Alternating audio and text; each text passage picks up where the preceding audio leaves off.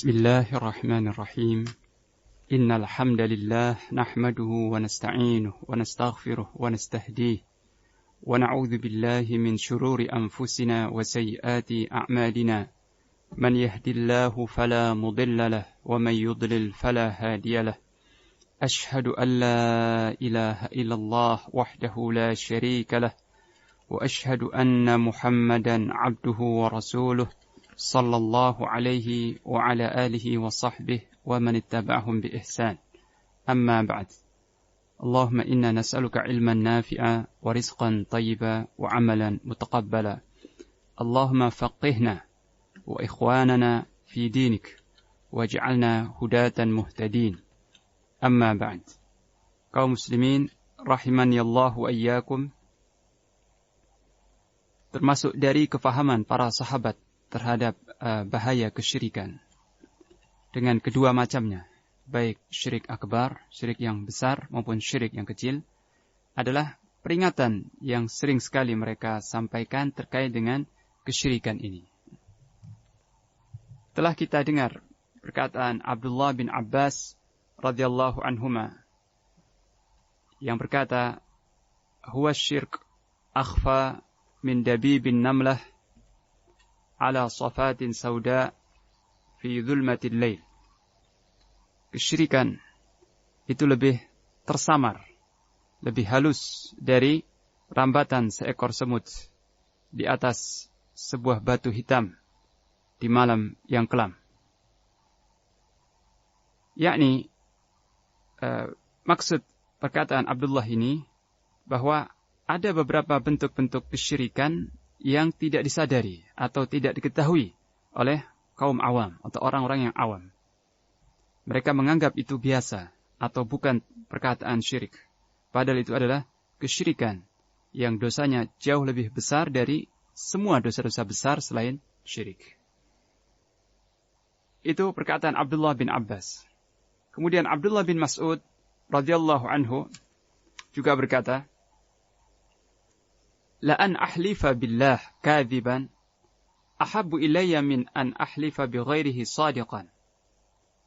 Sungguh, jika aku bersumpah dengan nama Allah dalam keadaan berdusta, itu lebih aku sukai daripada aku bersumpah dengan selain nama Allah dalam keadaan jujur.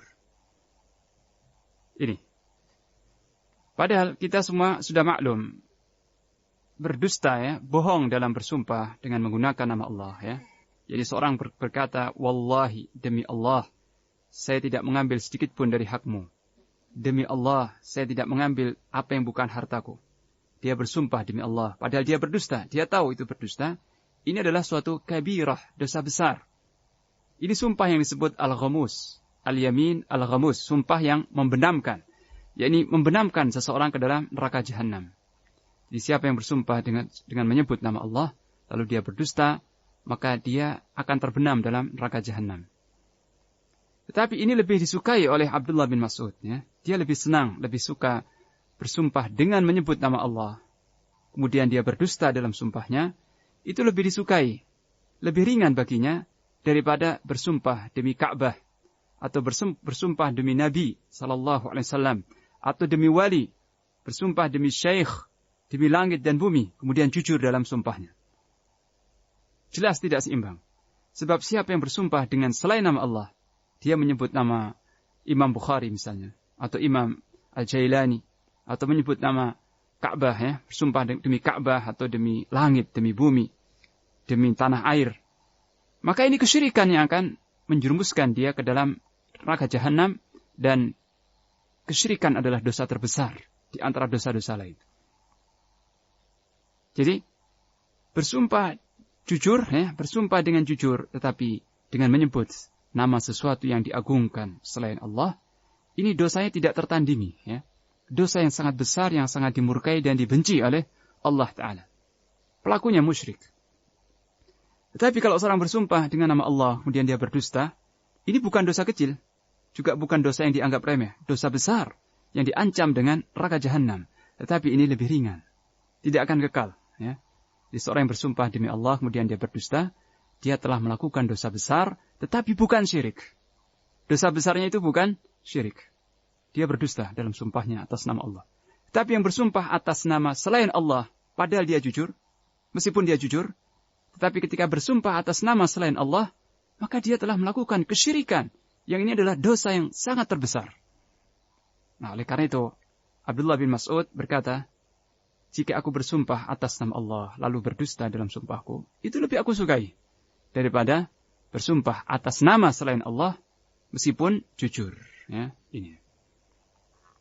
Jadi sekali lagi, asar Abdullah ini bukan menganggap remeh berdusta dalam sumpahnya atas nama Allah, bukan sesuatu yang remeh.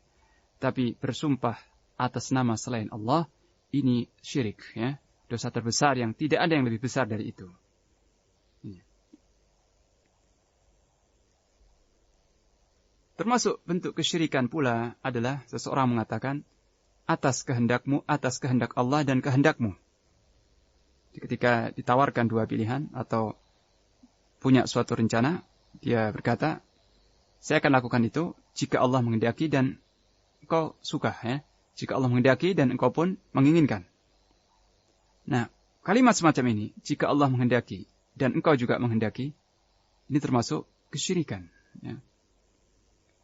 Hal ini sebagaimana sabda Rasulullah sallallahu alaihi wasallam dalam hadis riwayat Abu Dawud dengan sanad yang sahih, la taqulu ma syaa Allah wa syaa fulan, walakin qulu ma syaa Allah thumma syaa fulan. Jangan kalian mengatakan atas kehendak Allah dan kehendak fulan, tapi katakan, ya, atas kehendak Allah kemudian kehendak fulan. Ya. Nah, demikian penjelasan dari Rasulullah sallallahu alaihi wasallam. Nah, kenapa demikian? Karena penggunaan dan yang dalam bahasa Arab dipakai huruf waw, ya, waw lil ataf. Waw ini menunjukkan kesamaan antara yang disebut sebelumnya dan sesudahnya. Jadi kalau dikatakan saya mencintai Muhammad dan Zaid, maka ini sama dalam kecintaannya, ya. Saya menghormati fulan dan fulan. Ini sama-sama kadar penghormatannya. Nah, begitu pula kalau seorang mengatakan atas kehendak Allah dan kehendak fulan, berarti menyetarakan, ya, menyamakan Allah dan fulan. Maka di sini letak kesyirikannya, ya. Karena kata dan itu secara bahasa menunjukkan penggabungan atau limutlaqil jama' untuk memadukan kedua hal dan sama kedudukannya, ya. Sedangkan menyamakan makhluk yang lemah dengan Allah Al-Khaliq itu syirik. Jika dalam hal-hal yang kecil, maka termasuk syirik kecil, ya, seperti dalam perkataan tadi, atas kehendak Allah dan kehendakmu. Ini syirik kecil. Menyamakan Allah dengan makhluk dalam perkara yang kecil, maka ini termasuk syirik kecil. Tapi jika menyamakan makhluk dengan Allah dalam hal yang besar, maka termasuk syirik akbar, ya. Para penghuni neraka nanti ketika mengumpat atau melaknat para tokoh-tokoh dan pemimpin mereka yang menyeru kepada kesyirikan, para pengikut ini berkata, ya, Tallahi in kunna lafi dhalalim mubin idh nusawwikum bi rabbil alamin. Demi Allah, kata para penghuni neraka, sungguh kami benar-benar dalam kesesatan yang nyata ketika kami menyamakan Anda dengan Rabbul Alamin. Ini perkataan para pengikut-pengikut Fir'aun, para pengikut-pengikut Marx, para pengikut-pengikut Taghut, ya, yang menyematkan kepada para pemimpin mereka sebagian dari sifat-sifat Allah, ya. Maka nanti mereka berkata kepada para pemimpinnya dan tokoh-tokoh besar yang diagungkan dan dimuliakan dengan kata-kata, demi Allah, kami benar-benar sangat keliru, ya, dan dalam kesesatan yang nyata sekali. Kami benar-benar tersesat dan keliru karena telah menyamakan Anda dengan Rabbul Alamin. Ya, akibatnya mereka dan para pemimpinnya dikumpulkan dalam neraka jahanam.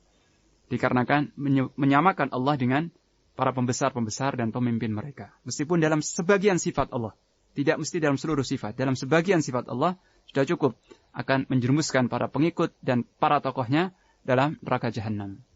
Oleh karena itu, kita dilarang keras untuk menyamakan makhluk yang lemah dengan Allah Rabbul Alamin. Dalam salah satu sifat saja. dalam salah satu atau sebagian dari sifat-sifat Allah Ta'ala.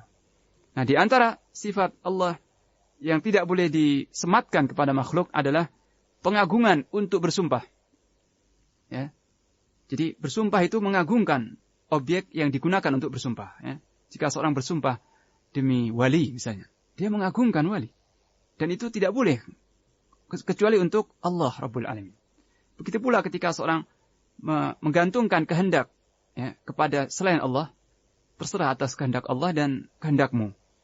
Maka ini termasuk kesyirikan. Ini. Jadi kata sabda Nabi, walakin qulu ma sya'allah thumma sya'a fulan. Tetapi ucapkan oleh kalian atas kehendak Allah kemudian kehendak kalian. Nah, thumma memberi faedah, memberi maksud litarahi ya. Litarahi artinya ada interval, ada jarak. Ada beda antara yang disebut pertama dengan kedua. Kalau seorang berkata, Ja'a Muhammadun thumma Zaid, telah datang Muhammad kemudian Zaid. Waktunya tidak sama. Muhammad datang terlebih dahulu, 1 jam kemudian baru Zaid. Tidak sama levelnya dan intervalnya, jaraknya. Begitu juga kalau seorang berkata, atas kehendak Allah kemudian kehendak kalian, ini boleh. Karena tidak sejajar, tidak sama.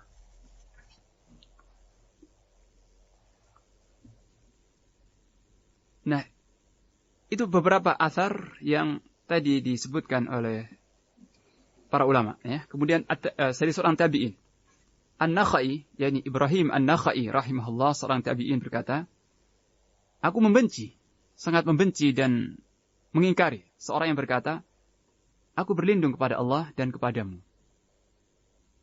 Dalam hal ini aku berlindung kepada Allah dan kepadamu. Jika dia berkata kepada orang kuat, kepada orang pembesar, kalimat seperti ini, maka ini termasuk kesyirikan. Tetapi boleh kalau berkata, aku berlindung kepada Allah, kemudian kepadamu. Boleh, ya. Aku berlindung kepada Allah, kemudian kepadamu. Ini boleh. Nah, di sini pentingnya mewaspadai kesyirikan kecil. Ya. Kenapa? Karena kesyirikan kecil ini tetap lebih besar dari dosa-dosa besar selain syirik. Jadi meskipun syirik kecil, tetapi ini tetap lebih besar dosanya, lebih berat bobot kemungkarannya daripada dosa-dosa besar yang lain. Karena apa? Karena menyamakan Allah dengan makhluk, meskipun dalam perkara yang kecil, ini tetap suatu kemungkaran besar dan penyimpangan akidah, serta mengurangi kesempurnaan tauhid dan mengurangi kesempurnaan iman. Bahkan tadi bersumpah dengan selain nama Allah, ya, seperti bersumpah dengan nama Imam Bukhari atau Imam Fulani, bersumpah demi wali dan sebagainya.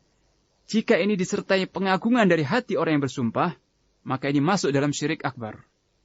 Masuk dalam kategori syirik akbar. Jika orang yang bersumpah dengan selain Allah, dengan selain nama Allah itu, hanya di lisan saja. Dia bersumpah demi Imam Bukhari, demi Imam Al-Jailani, demi Imam Fulan. Ya. Tetapi hatinya tidak mengagungkan, ini cukup sebagai suatu syirik. Syirik asghar. Tetapi kalau disertai dengan pengagungan dari hati orang yang bersumpah kepada seseorang tadi, atau kepada makhluk tadi, maka ini masuk dalam golongan syirik akbar yang akan mengeluarkan seseorang dari millah, dari Islam yang lurus. Di sini perlunya kita semua kaum muslimin mewaspadai kesyirikan lebih dari mewaspadai narkotika atau mewaspadai tindak-tindak kriminal lainnya. Ya. Kita harus waspada terhadap tindak kriminal, terhadap kejahatan, terhadap virus-virus yang menyebar, waspada. Tapi kewaspadaan terhadap syirik, baik syirik akbar atau kecil, harus lebih besar lagi. Karena syirik ini akan mengantarkan pelakunya ke dalam neraka jahanam. Dan tidak ada suatu virus atau tindak kejahatan yang lebih berbahaya daripada hal ini. Nah, oleh karena itu alangkah perlunya setiap muslim untuk senantiasa menimba ilmu tentang agama Allah, khususnya tentang akidah yang benar. Karena barang siapa yang membaca Al-Quran dan memahami maknanya, dia akan tahu betapa seringnya Allah Ta'ala mengulang-ulang peringatan tentang syirik. Dan mengulang-ulang seruan serta peringatan tentang tauhid. Yang paling banyak dibahas dalam Al-Quran. Yang paling banyak mendapat porsi pembahasan dan pengulangan dalam Al-Quran adalah perintah untuk mentauhidkan Allah Ta'ala semurni-murninya dan menjauhi kesyirikan sejauh-jauhnya. Diulang-ulang dengan gaya bahasa yang berbeda. Dengan kisah, dengan perintah, dengan larangan, dengan ungkapan, dengan janji gembira, dengan ancaman, dengan ibrah, kisah-kisah umat-umat yang telah melakukan kesyirikan. Bagaimana sejarah mereka, kesudahan mereka. Diulang-ulang dalam Al-Quranul Karim. Maka siapa yang baca Al-Quran dan dia sedikit paham, dia akan tahu betapa besarnya bahaya syirik ini. Maka dibutuhkan ilmu.